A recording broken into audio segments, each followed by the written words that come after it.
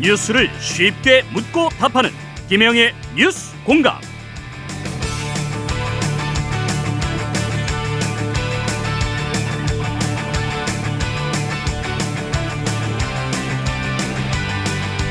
네, 이번에는 여당 상황 살펴보겠습니다. 김영우 전 국민의힘 의원과 함께합니다. 어서 오십시오. 네, 안녕하세요. 라이문도 형제님이시죠? 맞습니다. 예, 네. 더 반갑습니다. 교우셔서. 예. 저는 원래 이제 경기도 포천이었기 때문에 그 포천 본당, 네. 거기 이제 춘천 교구예요, 또. 그렇죠. 관할이 춘천교구로 예, 돌아가죠. 그래서 저는 뭐 태어날 때부터 이제 사실 모태 신앙인데 예. 이제 복사도 굉장히 오래 하고. 그러셨어요? 예, 그때 당시에는 또 호주 신부님이어가지고 오. 또 호주 수녀님들이셨고. 외국인 신부님 수녀님들과 함께하셨군요. 예, 그래서 굉장히 참 독특한 그런 성당 생활을 했죠. 예. 네. 예. 오늘 국민의힘 얘기를 좀 많이 나눠봐야 될 것 같은데. 그렇습니까? 예, 성당 얘기 아니고. 네. 예. 국민의힘이 결국 김기현 대표 체제를 유지하기로 했고 네. 임명직 당직자들도 전부 새로 임명을 했는데 민심과는 좀 괴리가 있다 지적을 하셨더라고요. 예, 그 얘기를 제가 했었죠. 당에서 어떤 점을 놓치고 있다고 보시는 건지 궁금합니다. 일단 그 강서구청장 보궐선거를 우리가 치렀잖아요. 네. 아주 크게 졌지 않습니까? 그러면 이제 왜 졌는지에 대해서 조금 너무 간단하게 그냥 그 진단을 한 것 같아요. 왜 도대체 왜 이렇게 17% 차이라고 하는 큰 차이로 졌을까? 네. 여기가 우리가 험지라고는 합니다마는 어쨌거나 계속 좀 좋아졌었어요. 그래서 결국 대통령 선거에서도 이겼고, 네. 그리고 이제 오세훈 시장 크게 이겼죠. 그리고 뭐 지난해 그 구청장 선거에 이기지 않았습니까? 네. 그랬는데 이번에 졌다면은 그 원인을 잘 진단을 해야 처방이 제대로 나오는데 예. 그냥 긴급 의총 한번 하고 그다음에 이제 결론이 당정 일체 단합하자. 그래서 저는 그걸 보고 야 이거 좀 더 뼈저리게 느꼈어야 되는데 네. 예, 우리가 어디가 아픈지 알려면은 뭐 CT도 찍어보고 MRI도 조금 찍어보고 네. 이래야 이제 그 처방전이 나오는데 이거 너무 좀 쉽게 생각했다. 그러다 보니까 새로 이제 당직자 임명을 했는데도 국민 눈높이에 맞지 않잖아요. 지금 TK가 너무 많아서 도로 영남당 아니냐 얘기 나오는 거 연장선상으로 보시는 거죠? 그렇죠. 그런 거 있고 그다음에 또 뭐 징계 당했던 또 그 분도 다시 또 이제 임명되는 것도 있고 그래서 너무 급하게 지금 결론을 내다 보니까 급하게 처방전이 나왔어요. 근데 어쨌거나 뭐 그거를 지금 물리기는 어려운 것 같아요. 예. 당정 회의하면서 대통령께서도 추인한 그런 셈이 됐죠. 네. 그렇다면 남은 거는 이제 뭐 혁신위원회 꾸리는 거, 뭐 공천 기획단, 뭐 공천 기획단은 늘 이제 꾸리는 거니까. 예. 그러면은 몇 가지 더 수가 나올 수 있을까? 이게 고민인 거죠. 혁신위원장 구인난도 좀 있는 것 같던데요.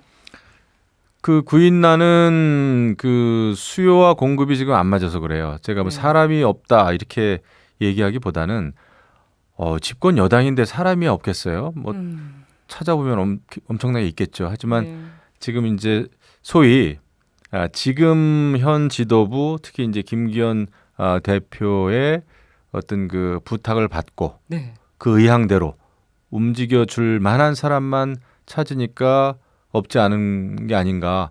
과거에도 이제 여당이든 야당이든 과거에 성공한 혁신위원회 보면 전권을 가진 혁신위원장들이 결국 성공을 했습니다. 예. 지난번에도 민주당도 보세요. 김은경 혁신위원회 완전히 실패했잖아요. 그래서 아마 혁신위원장을 맡을 사람은 전권을 달라. 내가 이런 거 인사 혁신하겠다. 이런 아마 요구를 하겠죠. 근데 그냥 한시적 언제 끝날지 모르는 한시적 그냥 그 이름만의 혁신위원장을 할 사람은 없다고 봅니다. 네, 인재 풀은 많으나 김기현 대표의 부탁을 받고 할 사람이 부족한 게 아닌가 이 진단을 해주셨는데 권한을 줘야 이제 맞겠죠. 네, 만약에 의원님이 혁신위원장이시라면 당의 혁신 어디서부터 키를 잡고 가시겠습니까? 어디가 가장 급하다고 보세요? 저한테 물론 맡길 리가 없는데 제가 아니, 워낙 지금 이제 잘해보자는 차원에서 저는 굉장히 이제 좀 나름대로는 비판을 좀 했어요. 저는 뭐 애정 어린 비판이에요. 그런데 만약에 저라면은 사실 굉장히 어려운 얘기입니다만은 이번에 이제 당직자 임명한 것부터 이러이러한 분들은 제고해달라, 네. 번복을 해달라. 오. 라는 것부터 시작을 할 것 같아요. 저라면. 예. 그러니까 이제 쉬운 게 아니죠. 그걸 받아들일 또 당 대표 지도부가 어디 있겠어요? 그래도 오늘 그런 지적을 좀 감안을 한 건지 전략기획부총장은 수도권 배준영 의원을 또 임명을 했더라고요. 예. 근데 아무튼 그렇습니다. 한숨을 깊게 쉬셨습니다. 그다음에 저는 그 제일 중요한 거는 결국 내년 그 총선 승리인데 네. 그걸 위해서라면은 공천 시스템, 공천의 원칙이 저는 굉장히 중요하죠. 네. 다른 어느 것보다도 지금은 그게 중요할 겁니다. 또 그 공천 원칙을 둘러싼 당과 용산과의 관계. 당정관계. 예, 이거를 혁신위원회에서는 이걸 건드려 줘야 돼요. 그거를 빠뜨리고 그건 나중에 뭐 공천관리위원회에서 하는 일이다 뭐 이렇게 가면 혁신위에서 혁신할 게 별로 없을 거요. 내용이 없는 거죠. 그래서 이 당이 주도적으로 공천을 제대로 자율적으로 자기 네. 주도력을 가지고 할 수 있는 그런 공천의 원칙과 시스템을 만드는 게 네. 저는 그 혁신위원회의 가장 중요한 임무가 아니겠는가. 예. 근데 이제 이런 얘기를 하면은 당 지도부는 그건 월권이다 말이죠. 음. 월권이다. 공심위도 있고 공관위도 있고 나중에 또 지도부도 있는데 왜 그걸 건드리려고 하느냐. 다른 거 그냥 뭐 기득권 내려놓기 뭐 이런 거나 해라. 이럴 가능성이 있어요. 그러면은 그 혁신위원회가 일을 하더라도 누가 주목을 해주겠습니까? 예. 핵심 부분을 건드려야 되는데 그게 그렇죠. 공천 시스템이라고 보시는 거죠. 예. 네, 알겠습니다. 그리고 이어서 음성 하나 듣고 얘기 이어가 보도록 하겠습니다. 네. 윤석열 대통령은 이에 앞서서 오늘 오전 참모들과 함께한 회의에서 국민은 늘 무조건 옳다. 어떠한 비판에도 변명을 해선 안 된다. 우리가 민생 현장으로 더 들어가서 챙겨야 한다고 당부했습니다. 네, 김은혜 홍보수석의 브리핑이었는데요. 조선일보는 이에 대해서 이렇게 사설을 썼습니다. 윤 대통령이 국민이 늘 옳다고 했지만 인사도 그렇게 하고 있느냐 이렇게 반문을 했거든요. 보수 매체의 비판이 국민의힘 입장에선 더 뼈아플 것 같기도 한데 이 부분 어떻게 보십니까? 그렇죠. 그런 그 뼈가 아프지만은 그걸 잘 견뎌내야 되고 그걸 받아들여야 되는 거죠. 저는 제가 느끼는 정치는 역시 불편한 말을 잘 새겨 들을 때 성공할 가능성이 크다고 생각합니다. 네. 물론 그 불편한 비판을 하는 쪽도 애정을 가지고 해야 되는 것은 분명해요. 네, 그게 아니고 그냥 조롱하고 비아냥거리는 그거는 그닥 도움이 안 되죠. 솔직히 말씀드려서. 하지만 예. 지금 이제 여러 소위 보수 언론의 얘기를 저는 귀담아 들어야 된다. 그러니까 불편한 얘기를 잘 듣고 또 불편한 동거를 하고 또 불편한 선택을 할 수 있어야 그 개혁이 아마 쇄신이 성공하지 않을까 생각이 되는데 예. 그런 차원에서 잘 받아들이는 게 좋다 생각을 하고요. 그다음에 이제 국민이 옳다라는 그 대통령의 언급이라고 하는데 그것도 이제 네. 전원을 통한 뭐 발표입니다만은 말씀은 너무 맞죠. 그리고 이제 하지만 더 나아가서 그렇게 생각하신다면은 그렇게 이야기하는 언론인들 또 그렇게 이야기하는 여러 그 세상의 어떤 일반 어떤 국민 네. 또 멘토 이런 분들하고 직접 만나가지고 저는 그런 기사가 많이 나왔으면 좋겠어요. 대통령께서 이러이러한 사람을 만나서 이런 내용에 대해서 이런 점에 대해서 굉장히 귀담아 들었다. 그런 자리가 많이 마련됩니다. 그리고 귀담아 들었다는 얘기가 많이 나왔으면 좋겠어요. 네. 근데 지금 아직까지는 뭐 수석 비서관 회의나 국무회의석상에서 대통령께서 현장에서의 소통을 강화하라. 뭐 이러이러한 것을 주문했다. 그리고 당 사람들 많이 만나셨어요. 그러다 보니까 약간 그 주문과 지시형이에요. 아직은 내용은 맞는데 네. 그래서 그런 거를 보는 거거든요. 국민들은 자세나 태도를 보는 거고 그거를 대통령께서 직접 실천해 주시기를 바라는 거죠. 네. 뭐 당정회의에서 좋은 얘기 나왔다. 근데 제가 오늘 이제 아침에 내 친구하고 통화를 했는데 그 친구가 그러더라고요. 야, 당정회의가 뭐냐 그러더라고요. 그래서 뭐 이렇게 하는 거다 그러니까 네. 그래? 근데 자기는 그냥 들으면 당정유착, 정경유착 뭐 이런 말로 들린다는 거예요. 네. 일반 국민들은 그렇지 않겠습니까? 그러면은 일주일에 한번 고위 당정회의 하면은 하기로 했잖아요. 그러면 당이 더 끌려다니는 거 아니야? 용산에 그런 이미지를 가지고 있어요. 예. 일반 국민들이. 그래서 제가 혁신위에서 할 일은 당정회의를 하더라도 당이 이러이러한 부분에 대해서는 자율적이고 자기 주도성을 가지고 원칙을 확립해 나가겠다. 예. 이런 플랜이 이제 앞으로 나와줘야 이게 음. 국민에게 도움이 되는 민주정당에 맞는 당정회의겠구나. 네. 이렇게 느끼는 거죠. 그래서 대통령께서 방향은 굉장히 잘 잡으셨어요. 음. 하지만 국민들이 볼 때 쇄신을 위한 어떤 실천이나 이렇게 체감할 수 있는 쇄신을 하려면 어떻게 해야 되는가. 네. 이제 이런 그 다음 절차들이 플랜이 나와줘야 되겠다. 예. 이런 생각을 지금 하게 됐어요. 조선일보가 지적한 인사 문제, 그러니까 대통령의 국정 기조 변화를 인사부터 실현을 좀 하라는 주문으로 보이거든요. 이 부분은 변화가 가능할 거라고 보십니까? 그거는 저는 그 선택의 문제가 아니라 필수의 문제다 생각을 합니다. 사실 이제 강서구청장 선거 직전에도 이제 김행 그 후보자 문제가 후보자가 있었죠. 여러 또 청문회에서 뛰쳐나가고 이런 것도 이제 패인의 하나의 또 원인이 되겠죠. 요소가 예. 되겠죠. 그런 측면에서는 인사가 굉장히 중요하죠. 결국 그 정치 이렇게 하다 보면 국민들이 체감하는 건 거의 인사 가지고 결정들을 많이 하셔요. 어떤 사람을 복잡한 등용하느냐. 정책보다는. 네. 그리고 총선 때 어떤 인물들 어떻게 교체가 되고 인재 영입을 또 어떻게 했나 네. 그거 가지고 거의 결정하지 않겠어요? 어. 그 결국 다 인사죠, 인사. 예. 그래서 그 인사에 이제 더 신경을 쓰셔야 되겠다 네. 이런 생각이 들죠. 저희가 앞에서 바로 인터뷰한 민주당 김영배 의원은 야당과의 회동이 1번이라고 아까 얘기를 했거든요. 이게 그것도 야당과의 협치가 이루어지지 않는 부분 지적을 했는데 이건 어떻게 생각하십니까? 저는 그것도 뭐 필요하다고는 봐요. 근데 이제 야당도 무턱대고 영수회담부터 하자. 뭐 계속해서 이제 밑도 끝도 없이 영수회담 하자 그러는데 그런 식으로는 잘 풀릴 것 같진 않아요. 일단은 여야 간에 이제 그 여의도가 좀 제대로 돌아가야 돼요. 네.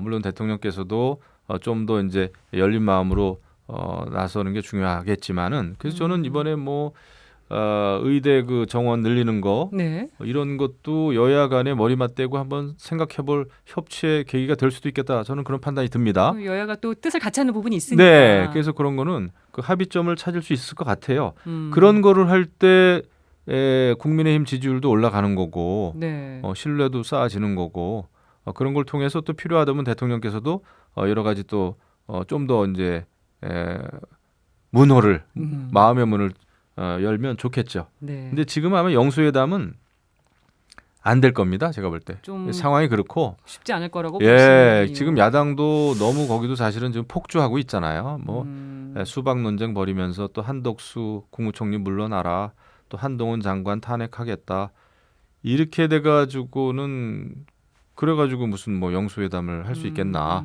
그러니까 이제 저희가 지금 강서구청장 패했기 때문에 참 그 어려운 입장입니다만은 예. 이런 때 이제 민주당도 좀 더 민주정당으로서 민생을 생각하는 야당의 모습을 보이는 게 좋겠죠. 어쨌거나 여야는 지금 쇄신 경쟁을 해야 돼요. 네. 보기가 안 좋습니다. 양쪽 다. 총선 앞두고. 네. 그제 윤석열 대통령이 주재한 국민통합위원회 만찬 사진 보니까 이제 왼쪽에 김한길 위원장, 오른쪽에 김기현 대표 앉아 있었고요. 네. 윤 대통령이 김한길 위원장한테 상당히 힘을 실어주는 듯한 발언을 했습니다. 국민통합위원회 활동과 정책 제언이 많은 통찰을 줬다. 통합위원회에서 내놓은 다양한 정책 제언들을 꼼꼼하게 읽어달라 이렇게 당부를 했는데 그래서인지 김한길 위원장 역할론이 거론되고 있습니다. 이건 어떻게 보십니까? 네, 저는 그게 사실이라고 보고요. 저도 뭐 이제 짧지만 국민통합위원회를 했었잖아요. 네. 잘렸지만. 근데 그때 김한길 위원장께서 굉장히 리더십을 가지고 이제 그냥 이렇게 보여주기식의 과거에 있었던 그런 형태의 그 통합위가 아니고 네. 여러 가지 그 이슈, 아젠다, 네. 우리 그런 문제, 우리나라가 안고 있는 문제에 대해서 분야별로 위원회 만들고 소위원회 만들어 가지고 굉장히 내실 있게 잘 운영을 하셨어요. 그거를 아마 대통령께서 굉장히 유심히 보신 것 같아서 예. 자연스럽게 이제 김한길 위원장님이 멘토 역할을 하고 있구나 저는 이제 느꼈는데 뭐 그런 그 연장선인 것 같아요. 충분히 가능성 있다. 예, 그 역할. 하지만 어떤 역할을 하시게 될지 모르지만은 네. 지금의 국민의힘, 지금의 어떤 이거보다는 더 확장된, 그러니까 중도로 더 확장될 수 있는 당을 만들어야 되고, 예. 더 큰 정당이 돼야 되고, 이제 그런 거를 어떻게 할 수 있는지 그런 면에서의 역할론이 필요하겠죠. 네. 네.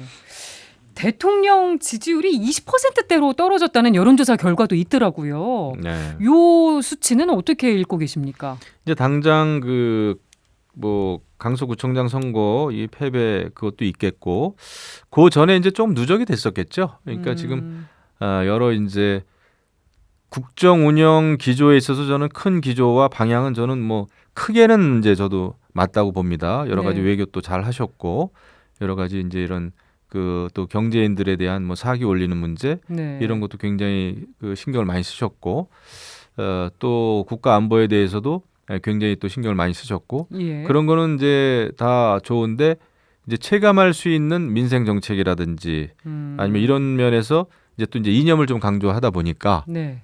이런 게 이념이 중요하지만 그것만 강조하는 국정 기조처럼 이제 전달이 되고, 그것도 지지율에 좀 예. 반영이 됐던 게 아닌가. 예, 또 이제 홍범도 장군 흉상 흉상이죠. 옮기는 문제 이런 게 조금 과유불급이었죠. 제가 볼 때 어. 그런 게 누적이 됐던 것 같아요. 그래서 그것이 누적되다 보니까 이제 대통령 지지율도 하락한 게 아닌가 생각이 들죠. 국민의힘 지지율도 동반 하락을 했는데 국민의힘 김민수 대변이 오늘 이준석 전 대표가 나가면 국민의힘 지지율이 3%에서 4% 오를 것이다. 이 전 대표를 즉각 제명해야 된다고 주장했거든요. 이 대변인의 발언이기도 해서 더 좀 비중이 있어 보이기도 합니다. 이건 어떻게 보십니까? 이게 제가 직접 보진 못했는데 듣진 못했는데 대변인의 논평인지 그냥 인터뷰에서의 발언입니다. 인터뷰겠죠. 예, 이게 논평으로 나올 논평은 만한 아니었습니다. 상황은 아닐 예. 거예요. 개인 의견이라고 일단 보고 뭐 이렇게 생각하시는 분들이 당내에 있죠. 당연히. 하지만 지금 시점에서 이준석 전 대표의 뭐 제명이나 아니면 뭐 끌어안아야 되느냐 아니면 따로 가야 되느냐 이거는 저는 불필요한 논쟁이라고 봐요. 솔직히 말해서 네. 저희 당이 그렇게 한가하지도 않고, 그때 당이 추구해야 되는 거는 크게는 저는 이제 건전한 비판에 대해서는 받아들여야 되는 게 맞다.